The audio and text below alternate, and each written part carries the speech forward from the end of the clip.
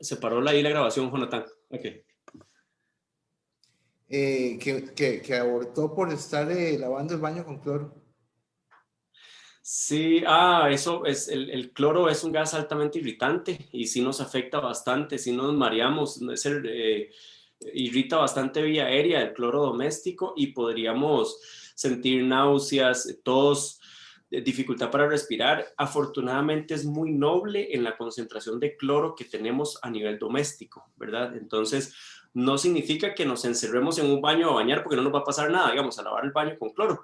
Sí tiene que estar el área ventilada, pero tampoco es que va a ser alto, digamos, altamente peligroso. Pero sí, el cloro es altamente irritante. Ok. Otra es la ruta de exposición. Vemos que la ingestión obedece al 70% de las intoxicaciones. Ingestión, llámese que yo como, ¿verdad? De alguna manera como el medicamento o la sustancia, pues. Entonces, con esto quería llegar a las vías de intoxicación para poder entenderlas. Entonces tenemos diferentes vías. La primera es ingestión. Si vuelvo a ver hacia el otro lado, recuerdan ahí el muchacho que me estaba soplando, dijo Jonathan, es por la pantalla. No te estás viendo de todas formas. Ay, ¿cómo? Tengo el video. Ok, ok. Este, resulta que en cuanto a las vías de intoxicación, tenemos ingestión, que como vimos anteriormente, se me hizo el cursor, como vimos anteriormente, es la principal, ¿verdad? Tenemos también por inhalación, como lo que hablaban ahora del cloro, ¿verdad? Tenemos por contacto, que aquí podría obedecer, vean este trabajador que tal vez usó protección respiratoria súper buena, usó una mascarilla con filtro de partículas y todo muy bien, pero aún así tiene síntomas y signos de intoxicación, entonces uno podría decir, fue puña, pero ¿cómo hizo? O sea, si aisló la vía respiratoria pues por inhalación no pudo haber sido porque los filtros tienen todas las certificaciones y demás. Bueno, pero resulta que los restos del químico pueden entrar en contacto o pueden ingresar a través de la piel. Entonces también es una vía de intoxicación, el contacto. Y la vía parenteral es lo que nosotros nos podemos inyectar, ya sea intravenoso o ya sea intramuscular. Entonces, esas son las vías de la intoxicación. Y una intoxicación, pues, es cuando entra alguna sustancia al organismo y que va a producir cambios, pero entra en una dosis que los cambios no van a ser beneficiosos. Si yo me tomo una pastilla de acetaminofén o 2 pastillas de acetaminofén cada 4 o 6 horas, puedo tener efectos beneficiosos como bajar la fiebre, aliviar el dolor un poco. Entonces, son los beneficios que puedo tener. Pero si yo tomo no sé, 20, 30, 40 pastillas, entonces ya yo voy a tener efectos que no son beneficiosos como daño hepático o algunas cosas. Hay algunas sustancias que son más agresivas que otras, o sea, que tienen, a eso se le conoce como dosis letal media. Hay algunas sustancias que son mucho más dañinas en poca cantidad. Eh, por decir algo, químicos como los organofosforados, como para la imagen del señor que está ahí fumigando, son con poco, nosotros podemos tener un efecto malísimo. Y hay... Leo, ahora que estás dime. viendo eso, ahora que estamos viendo eso de fumigaciones, fíjate que nosotros, el programa de voluntariado, teníamos unas giras que hacíamos allá a Gandoca, Ajá, cerca de la zona Bribri, allá con el borde de Zigzagola. Y ajá, nosotros veíamos, hay mucha bananera, hay monocultivo de bananos ahí, increíble. Y nos contaban que las avionetas pasan fumigando y las escuelitas locales son de los hijos de los trabajadores que están ahí, que casi que están metidas entre las fincas, ¿verdad? claro, Entonces, que después de que fumigaban, muchas veces ya los niños se les provocaba el vómito y estaban expuestos a eso, no sé, 1 o 2 veces por semana, ¿verdad? En ciertas épocas claro, del año. claro, Entonces, yo no sé qué daños puede causar eso en el tiempo, ¿verdad? Porque... claro, claro, claro. Sí, ahí vamos como en dos líneas. La parte aguda, que sería la intoxicación, y luego la repercusión posterior de entrar en contacto con algún químico, ¿verdad? Lo que eso pueda traer. por decir, de cuántos años se tardó en darnos cuenta que, qué sé yo, los cielorrazos prefabricados o techos prefabricados que traían asbesto, que eso ocasiona cáncer, por decir una cosa. Entonces, ¿cuántos años se tardó para identificar que al estar expuesto a esa sustancia pues tiene alguna repercusión posterior grave, ¿verdad? Entonces sí, sería interesante averiguar sobre eso, Jonathan. Y luego sí, en esta parte de la intoxicación aguda, o sea, los síntomas agudos, las náuseas.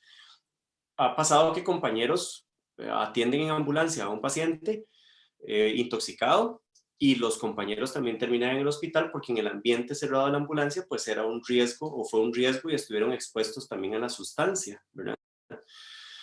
Un paciente de estos lo estamos atendiendo, suponiendo, y le estamos dando el medicamento correcto, ¿verdad? En avance se le está dando, pero a una ropa está impregnada de químico, pues el esfuerzo puede verse debilitado porque se necesita descontaminar y eliminar los restos del químico, siempre y cuando nos corresponda, ¿verdad? No significa que con esta charla y estamos ante algo así, vamos a tomar un papel protagónico, ¿no? Pero sí la información, como hemos visto en las charlas anteriores, va a ser fundamental para la canalización del recurso adecuado. Entonces, bueno, estas son las vías de intoxicación. La ingestión como principal causa. Aquí la prevención es fundamental, por eso la imagen del niño, ¿verdad? Somos muy dados a que guardamos en las botellas de Coca-Cola o en las botellas en general de algo conocido sustancias que son para limpiar y los niños pues no conocen y pueden ingerir. Entonces, la prevención es fundamental, que esté lejos del alcance de los niños, que esté rotulado para que no importa que utilicemos, es muy bueno reutilizar el plástico para evitar la contaminación, pero debemos rotular adecuadamente para evitar cualquier accidente y que estén lejos del alcance de los niños y nosotros mismos también. Ok, vamos a ver que se me hizo el cursor.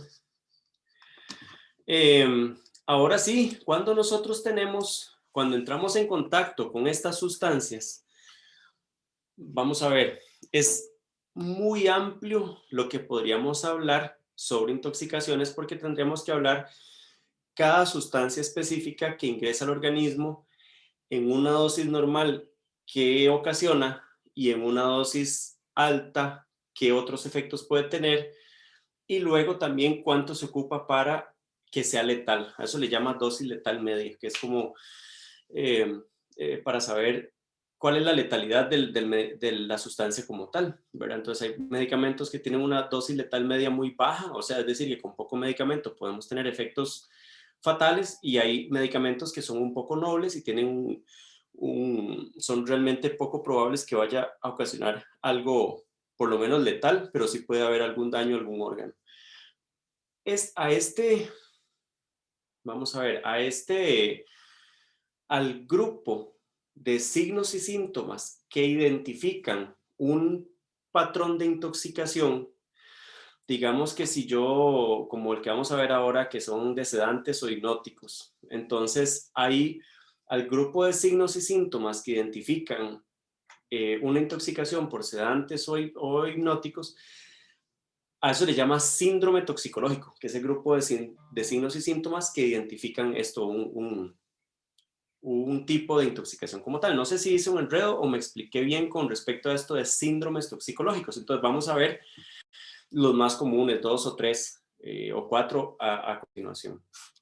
Entonces el principal, para después ver tratamientos en general que podríamos hacer nosotros. Entonces este síndrome por sedantes o hipnóticos, ¿cuáles son? Derivados del opio. ¿Cuáles son los derivados del opio? Por ejemplo, morfina, tramal, también el alcohol, que es un depresor del sistema nervioso central, también las benzodiazepinas, es muy común que nos den para dormir, ¿verdad? O a los adultos mayores que se usa clonazepam. El clonazepam es una benzodiazepina, por citar algunos, ¿verdad? Entonces si ingerimos en cantidad mayor o tenemos una susceptibilidad menor, algunos de este tipo de medicamentos nos va a dar un síndrome que se llama síndrome por sedantes o hipnóticos. ¿Y qué vamos a ver en el paciente?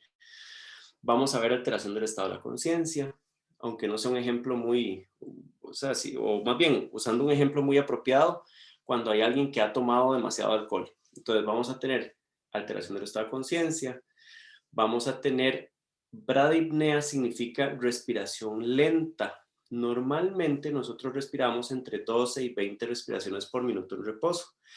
Entonces son pacientes que van a tener una respiración muy lenta, ¿verdad? Muy lenta, o incluso hay depresión respiratoria, o sea, no respiran adecuadamente.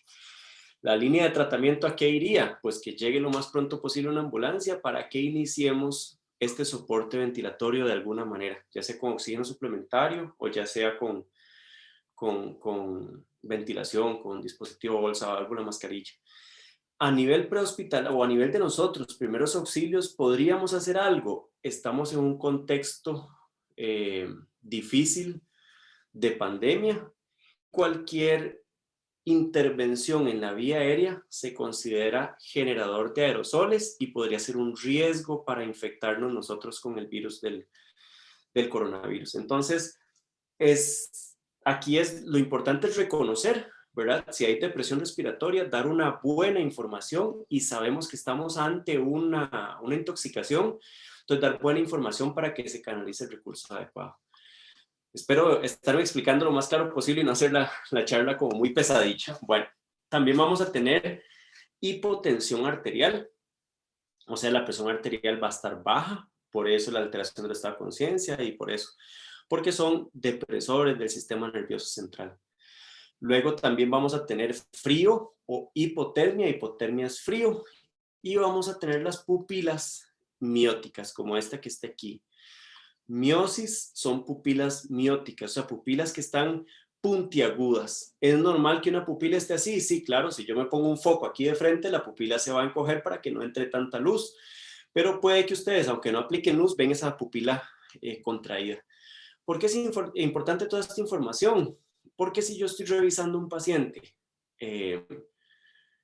digamos, en el marco de primeros auxilios, estoy revisando un paciente y tiene alguno de estos signos y síntomas y yo no sé qué está pasando, yo podría decir, bueno, yo me acuerdo que el síndrome por sedantes da esto y esto y esto y esto, bueno, el paciente tiene esto y tal vez hay un poco de aliento al alcohol. Bueno, podría pensar que estamos ante un síndrome por sedante o hipnótico, igual puede ser cualquier otra cosa, ¿verdad? Pero por eso es importante como conocer estos datos.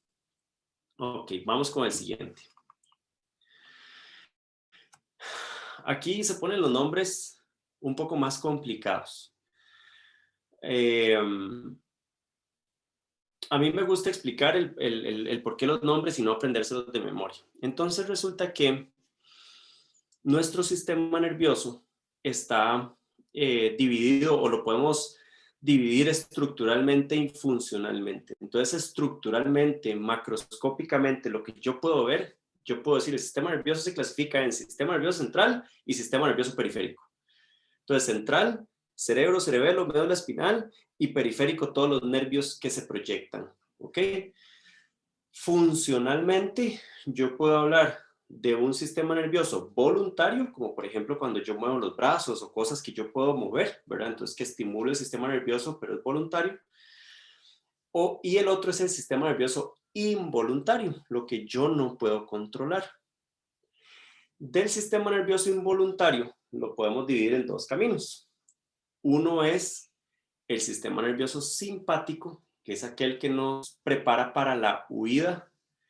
Imagínense que si nosotros ahorita entra un león en donde estamos, nos ponemos pálidos, la sangre se redistribuye hacia los músculos, el corazón se acelera, la presión sube para salir corriendo, porque nos prepara para la huida. Se roba la sangre del sistema digestivo para enviarla a los músculos y poder salir corriendo. Ese es el sistema nervioso simpático. Nos ruborizamos, las pupilas se dilatan, ¿verdad? Por este sistema nervioso simpático. El sistema nervioso parasimpático hace lo contrario. Nos prepara para nos sostiene las funciones vegetativas mínimas, que es como cuando dormimos, ¿verdad? Cuando dormimos imagínense estar pensando que lata el corazón a cuánto y, ay, pucha, ocupo más oxígeno, entonces que lata más rápido. No, todo eso lo hacemos automático. Entonces, estas funciones vegetativas mínimas es la frecuencia cardíaca baja, la respiración baja, ahí sí la motilidad intestinal sube, las pupilas en el sistema nervioso parasimpático se contraen. Esos son como las funciones vegetativas mínimas, digámoslo así. Ahora sí, cada uno de estos dos sistemas, simpático y parasimpático, tiene un neurotransmisor característico o que lo identifica. Entonces, en el sistema nervioso simpático es la adrenalina, por eso nosotros decimos que es que se le subió la adrenalina, que es que tiene mucha adrenalina cuando vemos a alguien muy enérgico, ¿verdad? Porque es el mediador o el principal neurotransmisor del sistema nervioso simpático. El sistema nervioso parasimpático, aquí nos vamos a un juego de palabras terrible. El sistema nervioso parasimpático, su neurotransmisor es la acetilcolina, su neurotransmisor representativo. Digamos, dicho grosso modo, ¿verdad? No es el único ni nada así, pero bueno, su neurotransmisor representativo es la acetilcolina. Entonces, la acetilcolina promueve ese efecto parasimpático. Por ejemplo, si yo tuviera mucha acetilcolina, tengo algún medicamento que me estimula esa liberación de acetilcolina, voy a potenciar los efectos del sistema nervioso parasimpático. Por el contrario, si yo tuviera una sustancia que bloquea, que secuestra, que evita que la acetilcolina cumpla su cometido, espero no estar haciendo, y me dicen si es un enredo y me devuelvo, que evita que cumpla su cometido, entonces yo voy a tener lo contrario a lo que hace el sistema nervioso parasimpático. ¿Me expliqué bien? A este último es el síndrome anticolinérgico. Entonces, ¿por qué colinérgico? Viene de colina. Y digamos, al decir érgico, es como enérgico, es de estimulación. Entonces significa que yo bloqueo lo que haga la acetilcolina. Si la acetilcolina promueve el efecto del parasimpático, un bloqueador, ¿qué haría? Lo contrario. Entonces, por eso nos da taquicardia, hipertermia. Hipertermia es temperatura alta, que no es fiebre.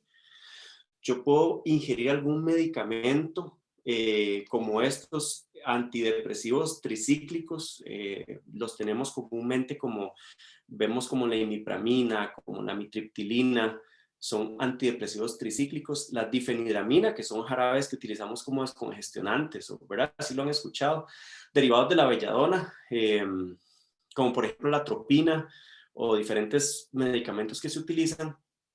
Entonces, si yo ingiero de estos medicamentos, voy a tener estos efectos, ¿verdad? Ingiero una dosis que sea dañina, ¿verdad? Voy a tener taquicardia, voy a tener hipertermia, que no es lo mismo que fiebre. Fiebre es cuando tenemos un proceso infeccioso, no, la hipertermia es que el medicamento me subió la temperatura. Voy a tener sequedad de las mucosas, ¿verdad? Vamos a sentirnos como secas las mucosas, boca seca. A todos le han puesto buscapina en algún momento, ¿verdad? Han sentido parecido a alguno de estos. Cuando han puesto buscapina, es por ser un derivado, ¿verdad?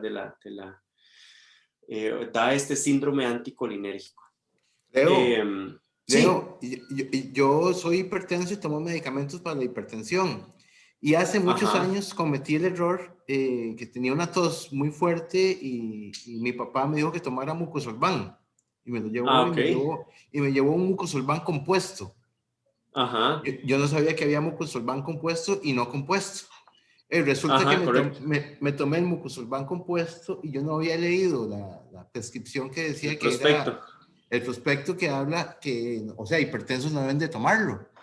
Ajá, Mira, y ajá. me lo tomé y me dio un estado de ansiedad que yo me quería tirar del balcón de la casa. O sea, me puse Sí. horrible, horrible, horrible, horrible. Vieras qué feo.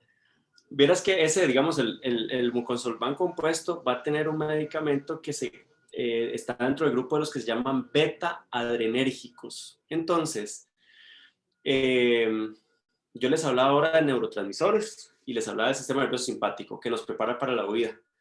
Esos neurotransmisores llegan a receptores. Por ejemplo, hay receptores de acetilcolina y hay medicamentos que van a trabajar en esos receptores. Y hay receptores también en el sistema nervioso simpático. En el sistema nervioso simpático están receptores alfa y beta, y por nombrar estos dos. Estos beta adrenérgicos, hay receptores en corazón, hay receptores en, en, en pulmones, en bronquios. Entonces producen una dilatación del bronquio al estimular. Por eso nos ayudan contra algunos tipos de tos. Pero también tienen estimulación en receptores que hay en el corazón que aceleran la frecuencia cardíaca. Y claro, puede subir la presión arterial. Entonces, o también puede que los medicamentos interactúen entre ellos y uno potencia el efecto del otro. Por ejemplo, mezclar, devolviéndonos al síndrome devolviéndonos al síndrome por sedantes o hipnóticos, el alcohol va a potenciar el efecto de las benzodiazepinas. Entonces, si tenemos mezcla de los dos, va a potenciar el efecto, entonces podríamos esperar una depresión respiratoria. Entonces, sí, Jonathan, por eso se puso ansioso, porque si lo queremos clasificar, es un síndrome simpático-mimético, probablemente lo que sucedió en ese momento. Ok, vamos a tener enrojecimiento cutáneo, vamos a tener midriasis, vean estas pupilas. La midriasis es una pupila completamente dilatada, a pesar de que le pongamos luz, son pupilas dilatadas. Vamos a tener delirio, como decir, alteración del estado de conciencia, retención urinaria, agitación y taquipnea. Taquipnea es respirar rápido. ¿Ok? Ok, vamos con el siguiente, que sería... Leo, hay varias observaciones, hay un par de observaciones ahí. Una muchacha dice que ella consume un medicamento que se llama difenhidramina por rinitis, pero dice que lo toman solo en caso de crisis. Y sí. luego hay otro que habla que para viaje de más de 6 horas tomo Viajesan, pero a veces no hay en las farmacias y me dan Gravol, diciendo que es lo mismo y me cae pesado.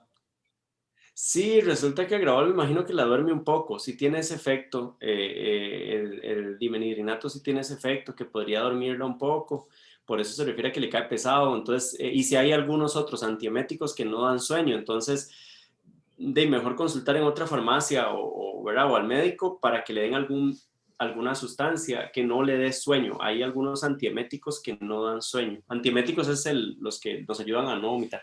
Dice Cindy que la tiamina cuando no se necesita. Ok, yo creo que uno no debe tomar nada nunca, pero hay gente que toma tiamina, por ejemplo, para los zancudos y otras cosas, ¿verdad? Porque dicen que el cuerpo suelta un olor. Ajá, y que repele. Sí, es mejor. La tiamina es una vitamina hidrosoluble, el exceso se podría eliminar, pero sí, es difícil que se produzca hipervitaminosis. Al ser hidrosoluble se va a extraer por orina, pero sí es mejor consultar con el médico por aquello. Y la difenhidramina sí podría, en exceso, o sea, las dosis que nos van a dar, y son medicamentos muy seguros. Si hubiera un medicamento que no es seguro, ¿verdad? Que la dosis letal media está muy cerca del índice terapéutico, digamos, índice terapéutico es decir, en este rango yo puedo dar este medicamento con toda seguridad. Pero si aquí se le está acercando la dosis letal media, o sea que con pasar un poquitito llegamos a la dosis letal media, no va a ser un medicamento de venta libre. Entonces, la difenhidramina sí podría tener efectos secundarios, claro. Ok, ahora vamos a ver este síndrome colinérgico, que es más bien por estimulación de este sistema nervioso parasimpático. Y es muy común por insecticidas organofosforados. De hecho, es el principal. Estos organofosforados es uno de los principales sustancias para intoxicaciones por ideación suicida. Es triste. Como en vez de bloquear lo que hace la acetilcolina, más bien lo promueve, ¿verdad? Entonces vamos a tener lo contrario al anterior. No sé si me explico. Entonces, si antes teníamos sequedad, ahora vamos a tener salivación. Si antes teníamos taquicardia, ahora con este colinérgico vamos a tener bradicardia, que es frecuencia cardíaca muy baja. Si antes teníamos sequedad, ahora más bien vamos a tener un aumento de las secreciones bronquiales y lo que eso conlleva. Vamos a tener lagrimeo, vamos a tener diarrea, vamos a tener vómitos. Es una real emergencia. O sea, esto es una real emergencia. Hay otro tipo de insecticidas como los otros que se llaman carbamatos, que la unión a los receptores es irreversible, entonces casi que es una muerte segura. Es muy triste la situación, a pesar de que el paciente vaya vivo y esté vivo, la unión a los receptores es irreversible y casi que es una muerte segura. Reconociendo nosotros estos tipos de síndromes toxicológicos, se podría orientar el tratamiento, ¿verdad? Entonces habría medicamentos pues para cada uno de lo que sucede. También vamos a ver el síndrome simpático mimético, algo parecido, Jonathan, a lo que usted hablaba por el mucosolvan, el ambroxol. Entonces resulta que este síndrome simpático mimético es las sustancias que estimulan el sistema nervioso simpático, como por ejemplo la cocaína, las anfetaminas, éxtasis, la efedrina, ¿verdad?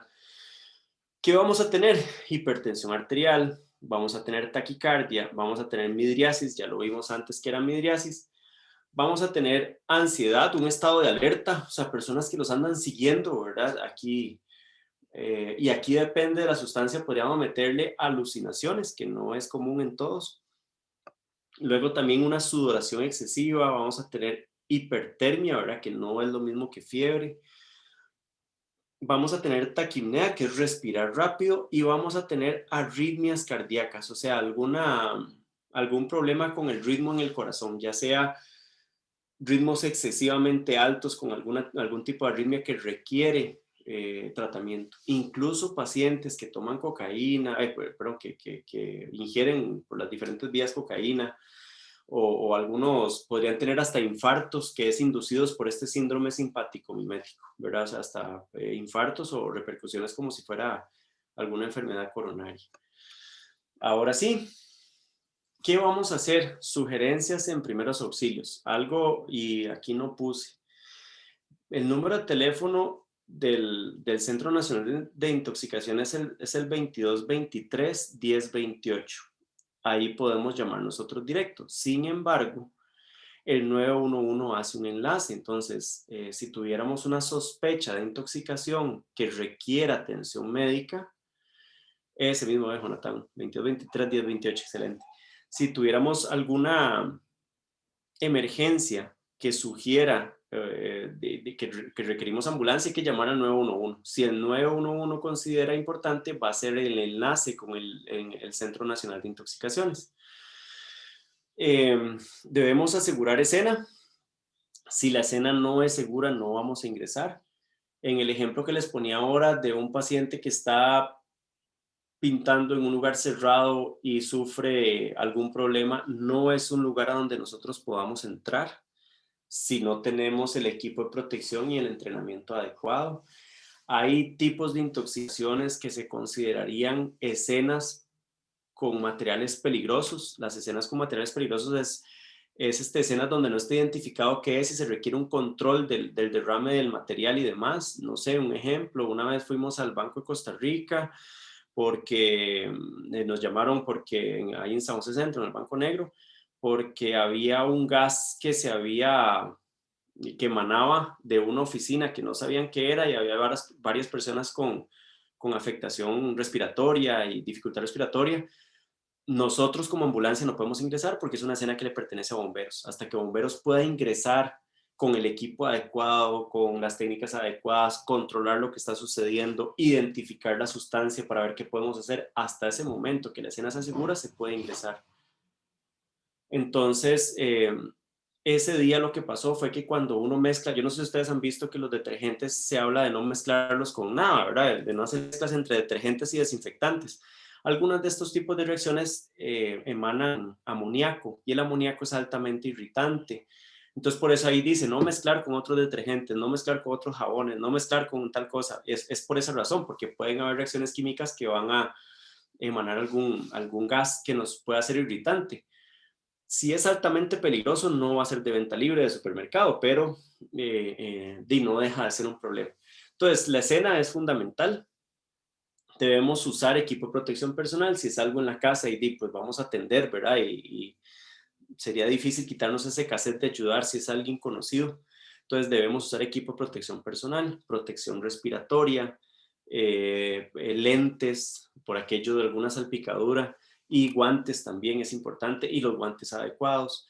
Debemos retirar la ropa contaminada si aplica, o sea, si es pensando en el dibujo del señor ahí, o incluso en los chiquitos que decía Jonathan, ¿verdad? Que debemos retirar esa ropa contaminada e incluso pensar en descontaminar el paciente. En el caso del cloro, si estamos en el baño y demás, pues salir a un área ventilada, poder retirar una ropa que tenga olor a cloro, poder bañarnos de alguna manera para aislarlos de lo que nos sucedió. Debemos retirar, en caso necesario, los restos de la sustancia si no representa peligro, ¿verdad? Y si estamos en la casa, no significa, como lo hemos visto en las charlas anteriores, no significa que con esto, pues, vamos a ir a atender intoxicaciones, sino son recomendaciones o sugerencias, incluso para las jornadas de voluntariado o a nosotros en la casa. Sí es importante identificar el nombre del componente. Ahora, si nosotros vamos a ir a una jornada de voluntariado y vamos a manipular algún insecticida o algo, pues desde antes conocer cuál es el componente. Hay una ficha de la sustancia, hay manuales para buscar y con datos específicos sobre qué hacer en caso de intoxicación. En el caso de los medicamentos, conocer bien cuál es el efecto secundario, conocer bien qué medicamentos estamos tomando, ¿verdad? Estar bien rotulados, la prevención en esto es fundamental.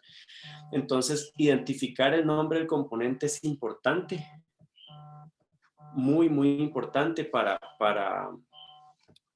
eh, para el tratamiento como tal. Ajá. Te Cojo el escucho, Jonathan. teléfono. Ah, no he dicho nada. Ok. Es que estaba oyendo sonar el teléfono de alguien que vive ahí. Ok. Entonces, identificar el nombre del componente es fundamental, siempre y cuando eso no requiera de nosotros un riesgo, por decir algo.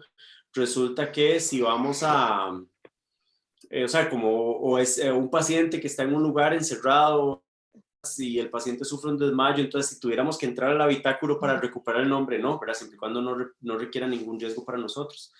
Luego hay cuidados. Leo, Sí. pasa mucho que a veces, y más cuando somos familia abundante en un hogar, que alguien se enferma y se compra un medicamento y ese medicamento se guarda en el botiquín. Y a veces se sacó de la cajita que venía o se compraron las cápsulas o las pastillas individuales y quedaron dos, tres. Y uno queda luego con una leve idea de para qué se había usado. Y resulta que muchas veces alguien llega y tiene otra cosa y le dice, tomate aquello que es bueno. Y a veces la gente va y dice, por eso yo creo que cuando hay una situación concreta, que alguien se enferma de algo, una vez que si sobraron dos pastillitas de esas, mejor eliminarlas del botiquín porque Se primero debería prescriben y eliminar. segundo no nos acordamos cómo Claro, funciona. claro, definitivamente. Sí, lo de las cajitas de ordenar medicamentos es algo muy bueno, siempre y cuando yo reconozca muy bien las pastillas. Muchas veces decir, mira, la pastilla redondita, planita, con una rayita en el centro, hay muchas pastillas con esas características, entonces sería muy difícil que se identifiquen. Si se identifican, casi que es una casualidad, ¿verdad? No hay un código específico de forma y colores de pastillas, entonces sí es bueno tener eso. Luego también cortamos las dos pastillitas, digamos que dice el nombre todo súper bien, pero no sabemos la fecha de vencimiento, ¿verdad? No se ve, entonces sí, definitivamente es una buena práctica esa, Jonathan. Y aquí Y hay algo, hay un chat, dice, toda la vida doña Anita, toda la vida se satanizó a los empleados de Jardeo y Recope. El primero por darles cajas de leche porque ellos desalmacenan o pasan por ahí productos que les provoca algún síntoma. Y era por eso. sí, ¿Qué tan cierto es? vieran, sí, no es bueno dar sustancias salvo que el Centro Nacional de Intoxicaciones nos sugiera, nos indique. Ellos atienden y gran parte de su trabajo, ¿verdad? De lo que más hacen son esas asesorías y también hay capacitaciones y cursos y demás. Entonces, ellos pueden llegar y decirnos en algún momento, mire, dele a tomar tal cosa. No se puede dar por la libre alguna recomendación, menos a nuestro nivel de primeros auxilios. Ellos son profesionales, médicos o en farmacia, que sí nos pueden dar. Hay algunos casos en donde podría eventualmente funcionar, pero no es bueno por la libre, ¿verdad? Eso de leche o no sé, huevo o limón o esas cosas, ¿verdad? No, nada de eso. Hay Hay una casos puntuales en manita, donde ellos recomiendan. De hay una Carolina. manita, sí. Buenos Ajá. días, mucho gusto, muchas gracias. Sí, ya me generó como una duda eso. Yo siempre he escuchado de que hay gente que de ahí recurren mucho a dar limón, ya sea a una persona, ya sea a una mascota, limón o leche. Ujú, ujú. Pero también he escuchado a otras personas que dicen que no es indicado hacerlo, ¿cómo sería ahí la cosa entonces? No, no es indicado hacerlo, dar alguna otra sustancia. Lo que se busca con eso es tratar de neutralizar, digamos como con algún medicamento noble y que la reacción no vaya a provocar un daño, la reacción química no vaya a provocar un daño, pero al afectar, eh, digamos, el pH a nivel gástrico, entonces podría tener un efecto de una menor absorción del medicamento. Aquí hay otro montón de líneas de tratamiento que no puse, ¿verdad? Por ser, digamos, nivel de primeros auxilios, pero no es bueno dar. Sí podemos llamar y ellos sí hay algunos casos puntuales que no los traje acá como para no darlo como recomendación, más que la presentación se distribuye, ¿verdad? Que no, sino que sí necesitamos consultar. O sea, definitivamente hay muchas plantas en la casa que son... que son tóxicas, entonces ellos sí nos dan a veces recomendaciones puntuales o incluso habrá momentos en donde nos dicen, si no, mire, es mejor ir al centro médico, o sea, ahí no hay opción porque ya la línea de tratamiento es diferente. O hay ocasiones en donde dice, mejor dele tal cosa y esperemos un par de horas. Ellos sí nos recomiendan en ese caso. Un dato que se me había escapado al inicio, resulta que de estas accidentales, casi la cuarta parte sucede en niños menores de 6 años. Por eso la prevención es fundamental, de que tenemos como accidental la principal causa de intoxicación y de esas intoxicaciones accidentales, la cuarta parte va a ser en niños menores de 6 años.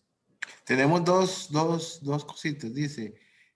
Hay una que más dijo doña Anita, y en Recope se les pegaba algo más del suelo por los Se les olores de pagaba, la planta y les dañaba la salud. No, sí, no me quedó muy... no, se les pagaba algo más de sueldo, dice, Ah, ok. como algún Ah, riesgo. Ajá. se les pagaba. Ok, es que soy sin anteojos, ya me lo voy a poner. Tenemos una de Megan que dice, entonces, ¿cómo podemos distinguir de una reacción alérgica y de una Muy intoxicación? bueno, ¿O cuáles podrían ser las diferencias que me indiquen cómo identificarlo y no bueno, empeorar una situación? muy bueno. Resulta que una reacción alérgica es cuando